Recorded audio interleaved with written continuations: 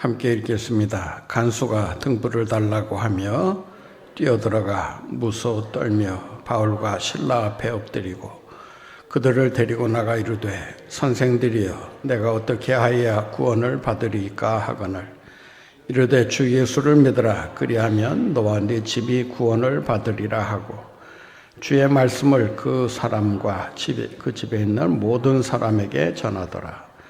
그 밤 그 시각에 간수가 그들을 데려다가 그 맞은 자리를 씻어주고 자기와 그 온 가족이 다 세례를 받은 후 그들을 데리고 자기 집에 올라가서 음식을 차려주고 그와 온 집안이 하나님을 믿음으로 크게 기뻐하니라.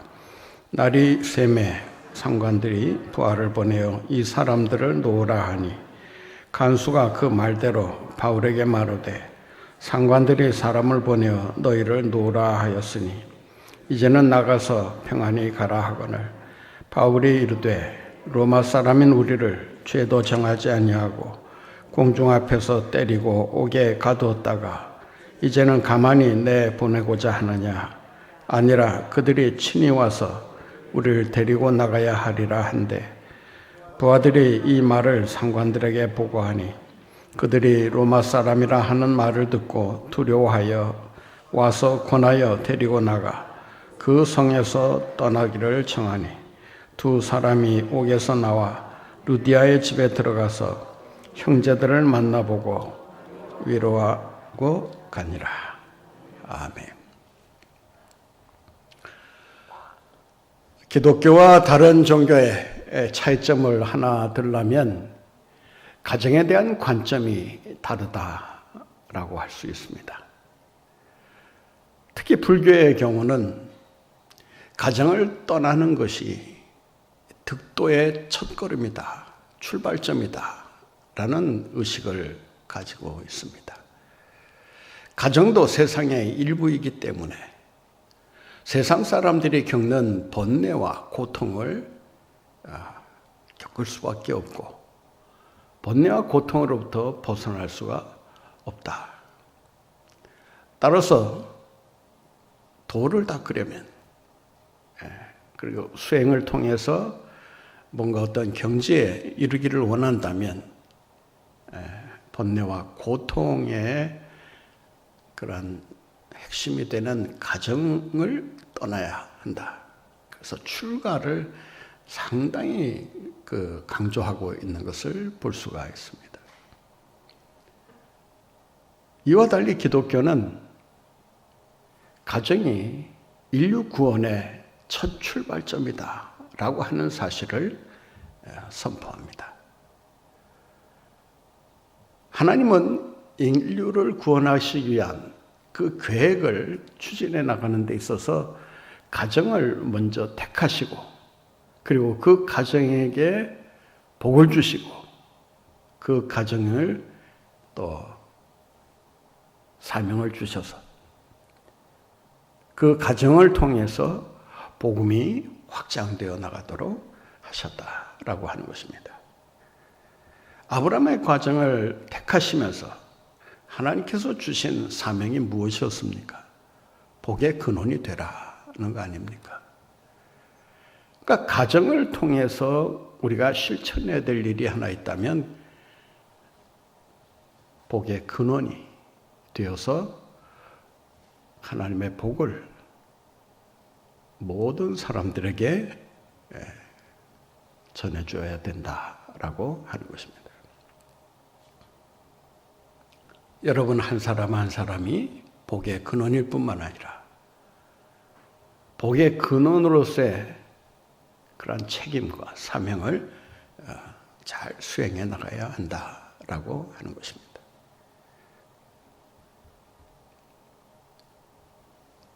이처럼 가정은 하나님의 구원 계획을 이루어가는 데 있어서 그 첫 시작점이라고 말할 수 있기 때문에 이 가정의 위치라고 하는 것이 얼마나 중요한가를 우리에게 다시 한번 일깨워주고 있습니다. 기독교가 말하는 이 가정은 단순히 생육하고 번성하는 그런 기관으로서만이 아니라 하나님의 축복을 온 인류에게 전해줘야 할 그런 통로로서의 그런 구실을 해야 한다라고 하는 것입니다. 여러분의 가정이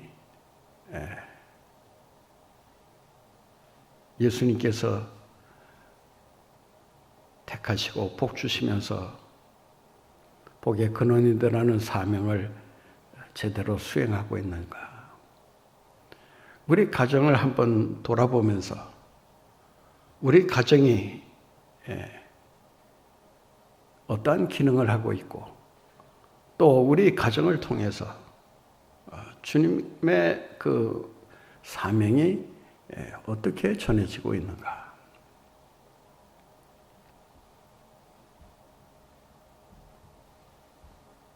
예수님께서 이 땅에 오셔서 그 사역을 펼치신 그 내용들을 분석해 보면 가정을 통해서 복음을 전파하시고 그리고 제자 양육을 하시면서 자신의 사역을 펼쳐나가시는 것을 볼 수가 있습니다. 마가복음 1장에 보면 예수님께서 공생애를 시작하시면서 가장 먼저 하신 일이 뭐냐면은 베드로의 집을 방문하셔서 베드로 장모의 열병을 고쳐주시는 이러한 기적을 행하시는 일로 시작을 합니다.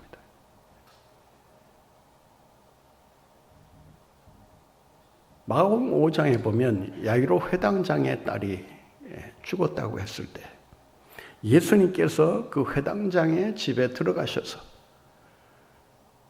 그 소녀를 잡아 일으키시면서 달리다굼 일어나라, 소녀야 일어나라는 명령으로 그 어린 딸을 고쳐주시는 이런 기적 행위를 하고 있음을 알 수가 있습니다. 이런 기적 행위를 통해서 예수 그리스도가 구원자가 되심을, 치유자가 되심을 그 가정에 선포하고 계시는 것입니다.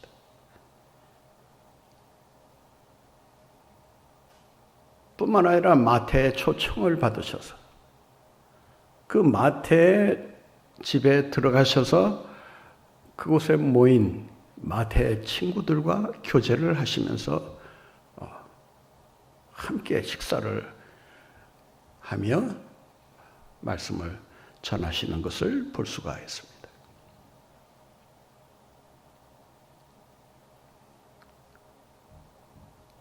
하나님은 세리 마태의 부르심에 거절하지 아니하시고 전적으로 응하셔서 적극적으로 그 집의 구원을 선포하시는 것을 볼 수가 있습니다. 누가복음 19장에 보면 삭개오의 집에도 주님이 친히 찾아가셔서 오늘 내 집에 내가 유하여야 되겠다. 내 집에 지금 체류해야 되겠다라고 말씀하시면서 삭개오의 집을 찾아가시는 것을 볼 수가 있습니다. 예수님은 삭개오의 집에 들어가셔서 삭개오의 집에 모여있는 그의 친구들과 식구들을 향해서 말씀을 전하십니다.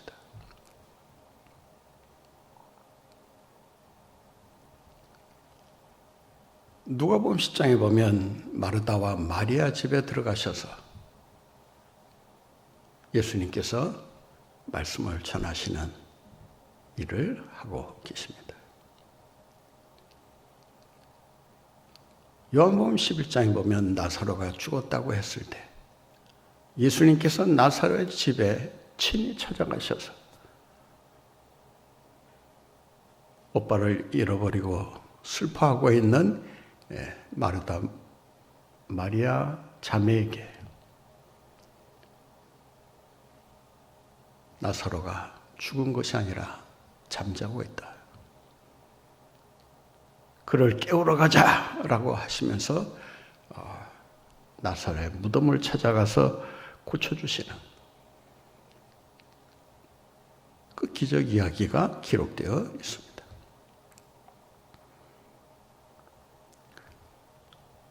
예수님은 이처럼 집에 찾아가셔서 복음을 전하시고 그 가족의 일원들을 구원해내시는 것을 볼 수가 있습니다. 예수님께서도 가정이라고 하는 것을 얼마나 중요하게 여기셨는가를 알 수가 있습니다. 그리스도의 복음이 전파되는 곳으로, 그리고 그곳에 모인 가족의 일원들이 그 말씀을 듣고 구원받은 백성으로 살아가도록 하시기 위한 주님의 그런 계획이 있었음을 알 수가 있습니다. 예수님만이 가정을 찾아가서 복음을 전하신 것은 아닙니다. 사도행전 9장에 보면 베드로가 요바에 있는 시몬의 집에 들어갑니다. 그 시몬의 집을 거점으로 해서 요바 지역에 복음을 전하려는 그런 계획을 시도하고 있는 것을 볼 수가 있습니다. 피장이 시몬의 집에 들어가셔서 그곳에서 복음의 사역을 시작하십니다. 요바에 있는 다비다 집에 가셔서 그 다비다 집에 모여있는 예수님의 제자들, 그 사도행전 9장에 보면 제자들이라고, 여제자들이라고 말을 합니다.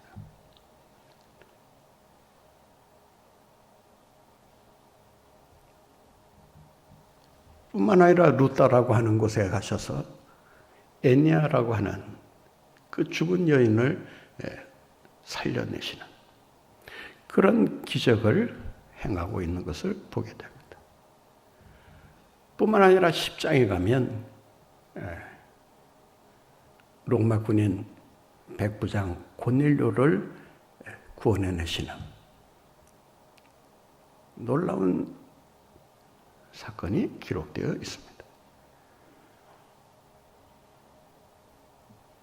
거기에 보면 고넬료 가정이 다 둘러앉아서 베드로의 설교를 경청하고 들었다. 그리고 세례를 받았다라고 기록하고 있습니다. 온 집안의 구원이 베드로를 통해서 이루어지고 있는 것을 보게 됩니다. 훗날 고넬료 집안은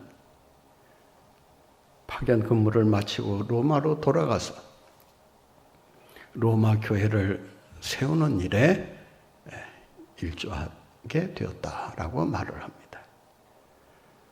정설은 아니지만 전해 내려오는 그런 말에 의하면 이 고넬료 집안이 로마 교회를 세우는 그런 개척자로서 역할을 했다라고 하는 것입니다. 그러니까 한 가정의 구원은 한 가정의 구원으로 끝나는 것이 아니라 그 가정을 통해서 교회가 세워지고 그 교회가 지역사회에 영향을 미치기 시작하면서 지역사회가 복음화되는 이런 과정을 거치게 된다라고 하는 것입니다. 따라서 그 집에 있는 교회, 가정 안에 있는 교회가 얼마나 중요한가를 우리가 다시 한번 생각하게 됩니다. 그런 의미에서 여러분의 가정은 가정 안에 교회가 세워져 있는가?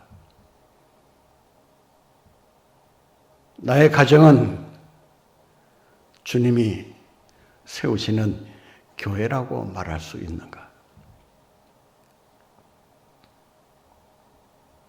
우리가 교회에 모여서 예배드리고 구제하고 전도하고 교육하는 그리고 교제하는 것처럼 이러한 5대 기능이 우리 교회 안에서도 가정 안에서도 이루어지고 있느냐. 우리는 이러한 교회의 기능을 교회에서만 자꾸 찾으려고 합니다.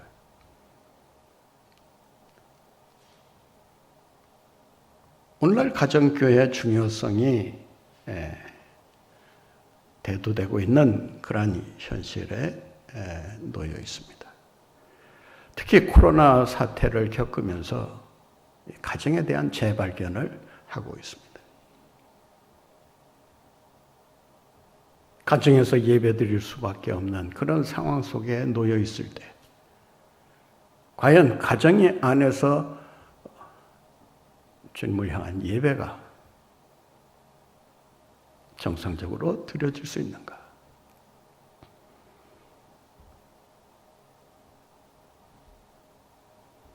또 가정을 통해서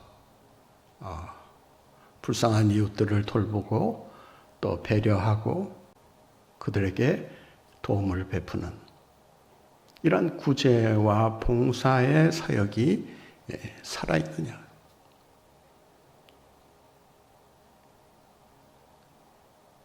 교회가 구제 사역을 하는 것은 당연한 일이고 가정이 구제 사역을 하는 일은 합당치 않다. 뭐 이런 식의 생각을 하고 있다면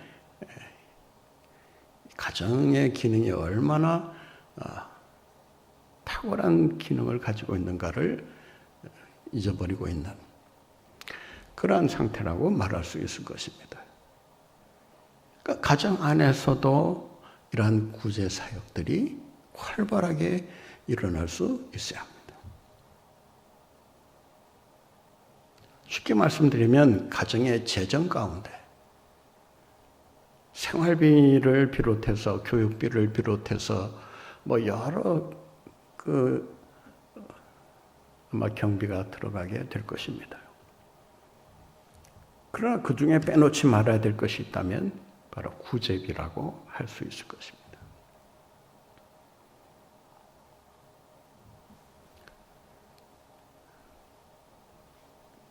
교회 안에 지역사회를 위한 이런 구제 활동이 약화되어 있거나 소홀해져 있다면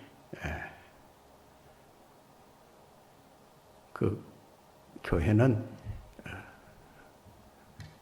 교회라고 말하기가 부끄러울 정도다라고 할 수 있습니다. 우리 초대교회를 보게 되면 교회가 세워지기 전에 가정에서 개인의 집에서 예배가 이루어지고 복음이 전해졌던 것을 알 수가 있습니다. 언더우드 선교사가 세문안교회를 세울 때 그 세문안교회를 어디에서 시작했느냐? 바로 자기 사랑방에서 시작을 했다고 합니다. 사랑방에서 예배를 드리기 시작하면서 그 모임이 점점 확대되고 그래서 세문안교회가 세워지게 된 것입니다. 특히 베어드라고 하는 참 많은 선교사가 있지만 제가 가장 존경하고 있다라고 할까요? 탁월한 선교사라고 인정할 수밖에 없는 선교사 중에 한 사람이 베어드입니다. 이 베어드는 부산에서 시작해서 대구, 대구에서 서울, 서울에서 평양, 평양에서 신의주까지 한반도의 남북을 오가면서 복음을 전했던 베어드가 어떤 분인지를 아마 지난번 우리 그 박물관 전시회를 하면서 아마 자세하게 보신 분들은 아시겠습니다만은 특히 부산에서 그가 사역을 하고 있을 때 초량교회를 세웁니다. 부산 최초의 교회가 두 개의 교회가 있어요. 하나는 초량교회, 하나는 부산진교회입니다. 어느 교회가 먼저 세워졌느냐? 그 기록에 따라서 조금씩 차이가 있습니다만은 하여간 최초로 세워진 교회가 초량교회와 부산진교회입니다. 초량교회를 세운 분이 베어드 선교사인데 이 베어드 선교사가 자기 집에 사랑방에서 시작을 합니다. 그 사랑방이 있었던 위치가 어디냐면 여러분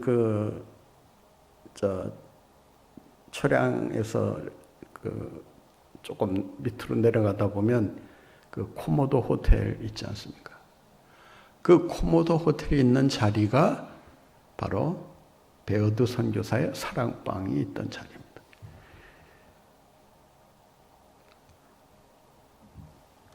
제가 좀 돈이 많이 있다면 코모도 호텔을 인수해서 그 사랑방을 재현하고 싶은 그 교회 역사적으로 굉장히 중요한 자리입니다. 부산에 첫 교회가 세워지는 그런 장소라고 할 때 우리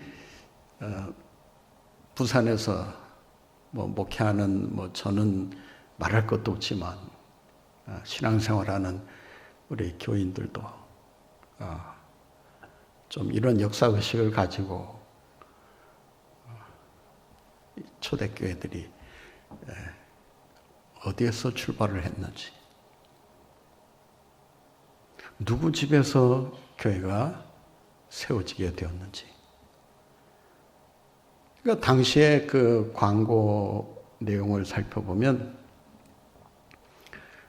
오늘의 예배는 아무개 할머니 집에서 드립니다.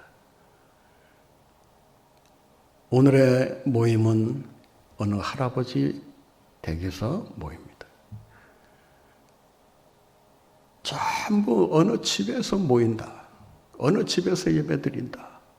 성경 공부한다. 이런 광고가 태반이었다라고 하는 것입니다.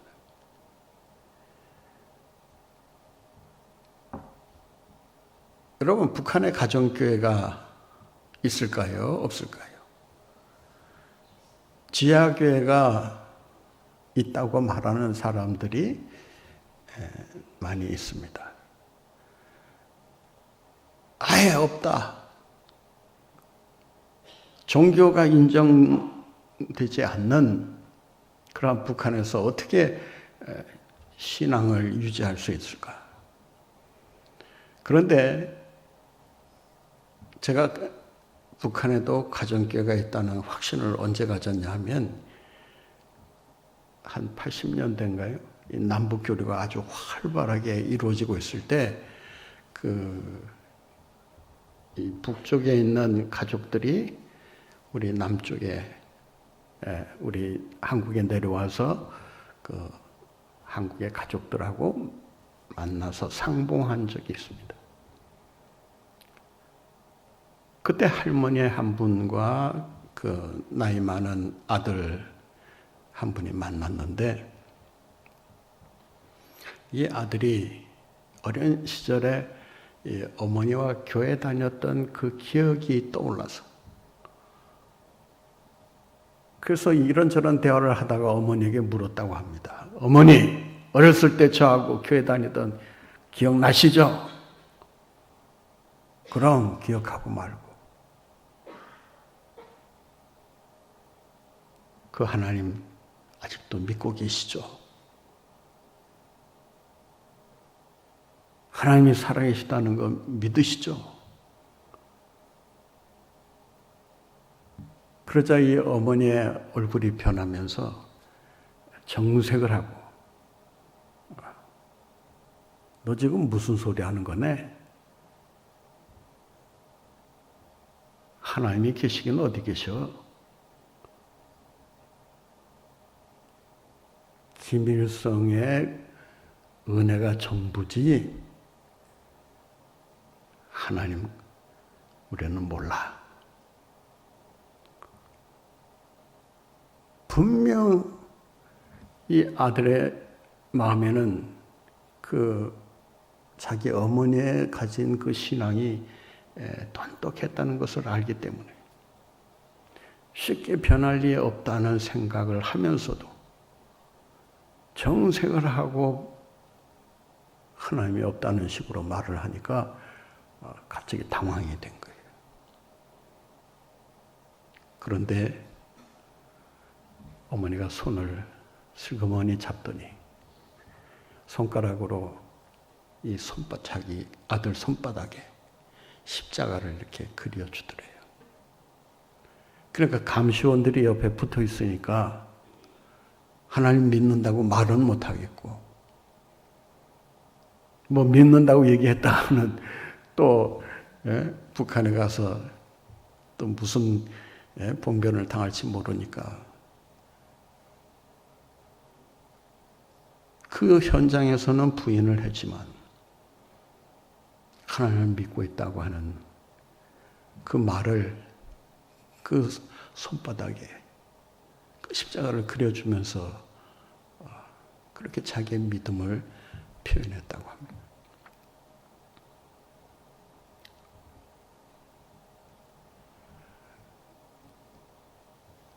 우리가 신앙생활을 한다라고 했을 때 그 신앙생활의 첫 출발점이 어디냐? 바로 가정이라고 하는 것입니다. 그래서 오늘 본문 말씀에도요, 아주 중요한 말씀이 기록되어 있는데 32절부터 한번 보겠습니다. 주의 말씀을 그 사람과 그 집에 있는 모든 사람에게 전하더라. 그 밤 그 시각에 간수가 그들을 데려다가 그 맞은 자리를 씻어주고 자기와 그 온 가족이 다 어떻게 했다고요? 세례를 받은 후 34절 보세요. 그들을 데리고 자기 집에 올라가서 음식을 차려주고 그와 온 집안이 하나님을 믿음으로 크게 기뻐하더라. 온 집안이 하나님을 믿음으로 크게 기뻐했다라고 말합니다. 간수의 집이 나중에 교회로 바뀌었는가는 알 수가 없습니다. 신학자들의 말에 의하면 이 간수의 집은 아마 루디아가 세운 그 교회의 일원으로 정착하지 않았을까.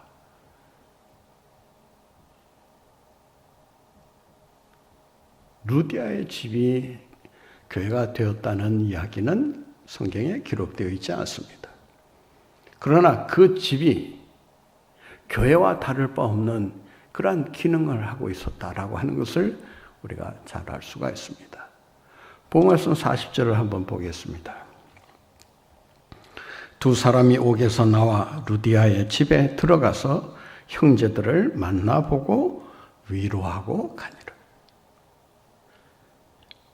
루디아의 집에 들어가서 형제들을 만나보고, 여기서 형제들은 누구일까요? 루디아를 비롯한 아마 믿음의 사람들이 아닐까. 그 믿음의 사람들이 누구인가는 밝히지 않고 있습니다.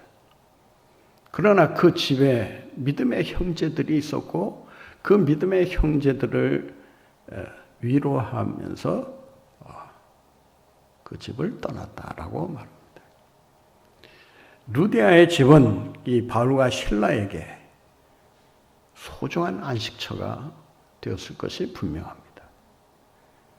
옥에서 나오자마자 찾아간 곳이 루디아의 집이었다는 사실은 무엇을 말하고 있느냐? 루디아의 집이 벌써 교회로서 그 역할을 감당하고 있었다라고 하는 것입니다.